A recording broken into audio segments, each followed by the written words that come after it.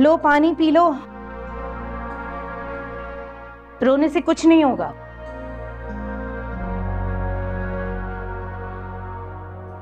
किस जुर्म में आई हो?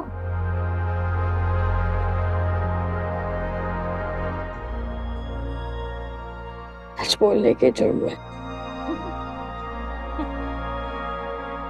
ये तो सबसे बड़ा जुर्म है, इससे बड़ा तो कोई जुर्म है ही नहीं।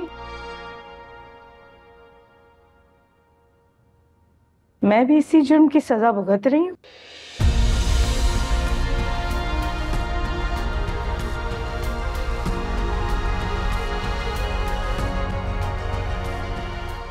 ईद वाले दिन सुबह सवेरे मेरी माँ ने मुझे जगाया और कहा कि चल तैयार हो जा।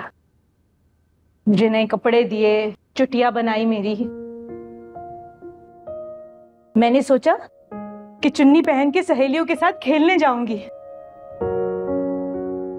लेकिन इस सब तैयारी का मकसद तो कुछ और ही था। दरवाजे की आड़ से देखा तो ये लंबे लंबे कुर्ते, बड़ी बड़ी पगड़ियां और ऊंची ऊंची हुंकारें थी। गुड्डू, मेरा बड़ा भाई, एक लड़की के साथ पकड़ा गया था, मगर सजा तो मुझे मिलनी थी ना। मैं गुड्डू की बहन जो थी,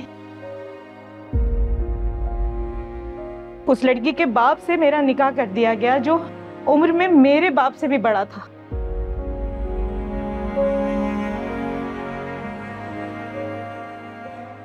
माँ बाप को टीबी खा गई। बस मैं फिर उन कच्ची मट्टी वाले कोठों में और बोहड़ वाली गलियों में फिर कभी नहीं गई।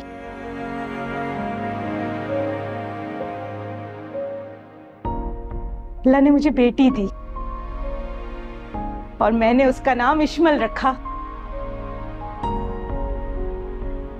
शौहर के मरने के बाद के बेटों ने मुझे और इश्मल को घर से निकाल दिया।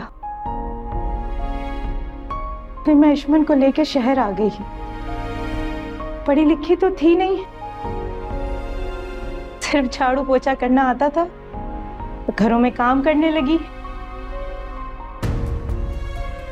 कभी गालियां, कभी रंग बिरंगी नजरों पर चुपके घूंट पीती रही। बेटी को पालना जो था। फिर एक घर में काम मिला। उन्होंने कहा कि खाना भी देंगे, छत भी देंगे और बेटी को पढ़ाएंगे भी। मुझे लगा मेरे अल्लाह ने मेरी सुन ली।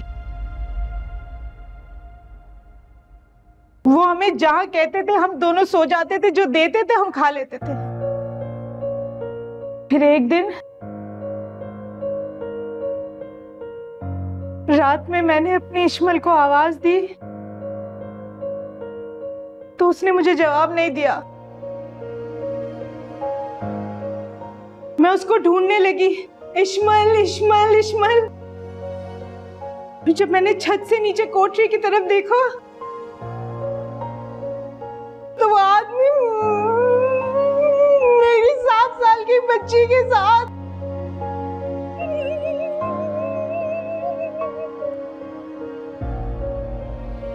मैं भागती हुई नीचे गई। मैंने उस आदमी को परे धकेला। मैंने अपनी इश्मल का हाथ पकड़ा, वहां से भाग गई, मगर उन जालिमों ने मुझे पकड़ लिया और कहा कि मैं झूठ बोल रही हूँ। मुझ पे चोरी का इल्जाम लगा दिया और मुझे जेल में डाल दिया। अब देखो यहाँ हूँ इस जेल में। पता नहीं मेरी इश्मल कहाँ है, किस हाल में है, कौन है उसके पास।